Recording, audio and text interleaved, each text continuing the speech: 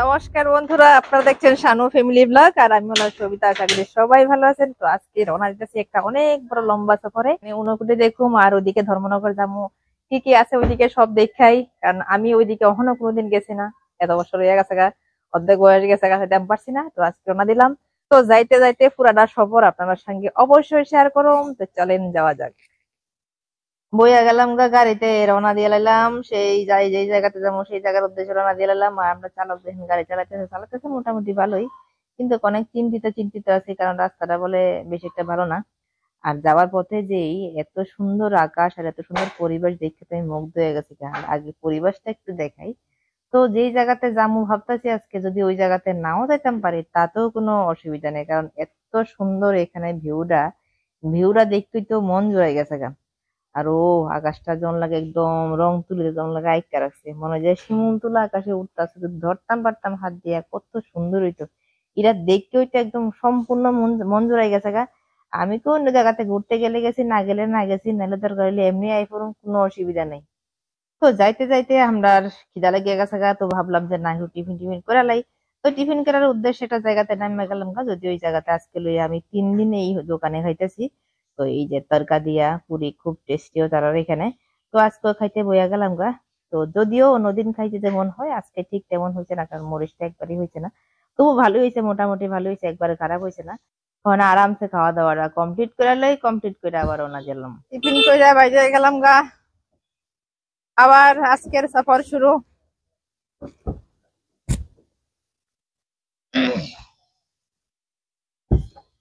আইয়া, আজকের সফর জানি কোন জায়গা যায় শেষ হয় জানি না, দেখি কতটুকু যায় পৌঁছতাম পারি।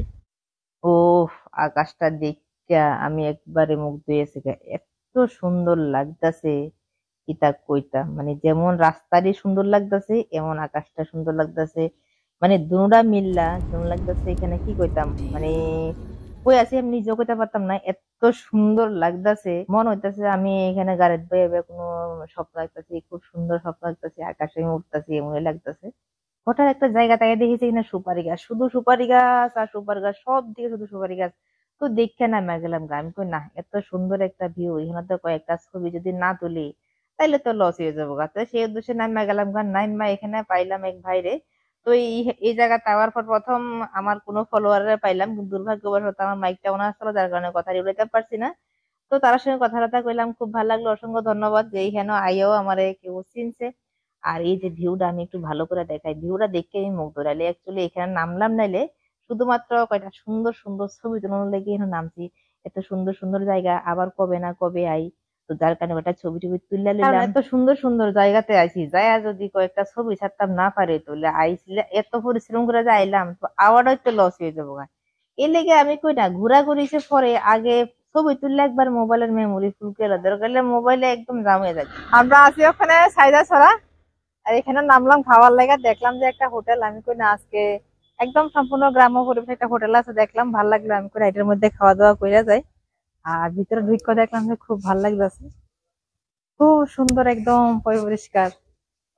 হ্যাঁ, ঢুকে রেখে তোমরা নতুন করছো হোটেলটা নাকি? ও একদম পরিষ্কার, খুব সুন্দর লাগতেছে।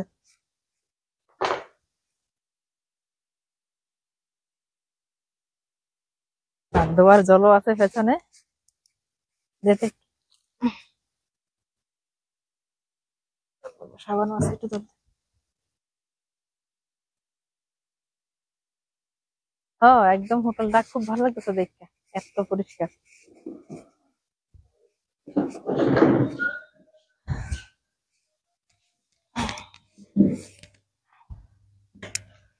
বসে গেলাম ওখানে, অনেকক্ষণ গাড়িটারে চালাইছো বুঝছো, অনেকক্ষণ গাড়িটারে চালাইছো, অনেক পরিশ্রম করছো, ওখানে তোমার একটা ভালো হোটেলে আনছি, তোমারে খাইতে বললে ভালো মতো খাও। আমি খাওয়ার লাগে কোনো টেনশন করি না, ভালো না আমার লাগে খাওয়ানো হইলে হইছে। ভালো লেগেছে না? আমার যা দে তাই ভাল লাগে। সব স্বাদ এখন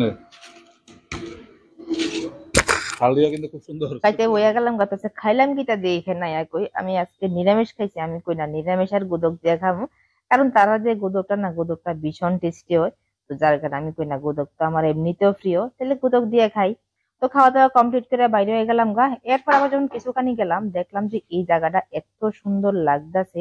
আর রাস্তাটা নিয়ে সম্পূর্ণ জায়গাটা এত সুন্দর লাগতেছে, সব দিকে এত সুন্দর ভিউ। আর দূর থেকে জন লাগে, মানে পাহাড়ের সঙ্গে জন লাগে মেঘ লেগে রয়েছে। মানে মোবাইলে তো আমি কভার করতে পারতাছি না, কিন্তু সরাসরি যে দেখতাছি এত সুন্দর লাগতেছে। আমি তো ইহানো নাইমা যদি কয়েকটা ছবি টবি রিলস টিলস না করান যায় তাহলে তো আরো লস হয়ে যাবে। কারণ কার কাছে যাবার দিক দিয়ে নাই, তো যার কারণে ইহান আবার সুন্দর সুন্দর করে কয়টা ছবি টবি তুলে নিলাম। আজকে ভাবতেছি অনুগুটি যাইতাম না, কারণ এত সুন্দর সুন্দর ভিউ আমি এখানেই দেখতেছি, আমি কেন ওইখানে আজকে আর যাইতাম না। এখান থেকে অখন সোজা যাবো ধর্মনগর, ধর্মনগরে হোটেলে উঠে যাবো, ওইখানে আজকে রাত্রে থাকুম, একটু রেস্ট টেস্ট করুম, পরের দিন বাইর হম। তো যার কারণে এখানে আমি সময়টা অনেকটা কাটালাম, আর ভিউটা এত সুন্দর পাই কি তা কইতাম। আমরা আয়া পড়লাম ধর্মনগর হোটেলে। তো চোরাইবাড়ির এক পাপ্পু ভাই এই হোটেলটা আগে থেকে অ্যারেঞ্জমেন্ট করে রাখছে, আমরা এতে লেট হয়ে আছে গা। তো আমার রুমটা একটু ঘুরে দেখাই দি কেমন। রুমটা তো ভালোই লাগতেছে, খুবই সুন্দর লাগতেছে। এই যে এখানে চেহারাটা সাউন্ড দিব, চেহারা চাইলে এই যে চেহারা দেখার লেগে আছে আয়না, সঙ্গে আছে একটা বড় টিভি, এদিকে আলমারি, এদিকে হচ্ছে আমার মালিক, এদিকে দরজা, এদিকে হচ্ছে বাথরুম, বাথরুমে একজন আছে, আর এদিকে একটা আলমারি আছে, এখান দিয়ে আবার একটা দরজা আছে, বাইরে যাওয়ান যা। এই খোল দেখাই দিই আমি। এই যে বাইরের ভিউটা দেখা যায়, এখানে একটা ছোট ব্যালকনির মতো আছে। আর এই যে হইলো আমার বিছানা, আর এই হইলো আমরা বিছানা। আজকে রাত্রে আমরা এখানে কাটাবো, আর কালকে সকালবেলা বাইরেমো, বাইরে ছাড়া অনুভূতি থেকে লইয়া যা যা আছে এদিকে সব দেখালামো, দেখে এরপর বিকাল বেলার দিকে বাইরে যাবো। একটু রেস্ট টেস্ট করবো, ওখানে ফ্রেশ ট্রেশ হয়ে লই, কারণ এখানে বাথরুম তো একটা আছে, একজন মতন করে ফ্রেশ হইতে ফ্রেশ ট্রেশ হইয়া সন্ধ্যার সময় বাইরেমো, ধর্মগড় শহরটা একটু চক্কর দিয়ে আমু। জীবনে প্রথমবার আইলাম, প্রথমবার একটু ঘুরি। আর একজন বাড়িতে বাড়িতে বাথরুম থেকে আমি একটু রেস্ট করি, ঠিক আছে।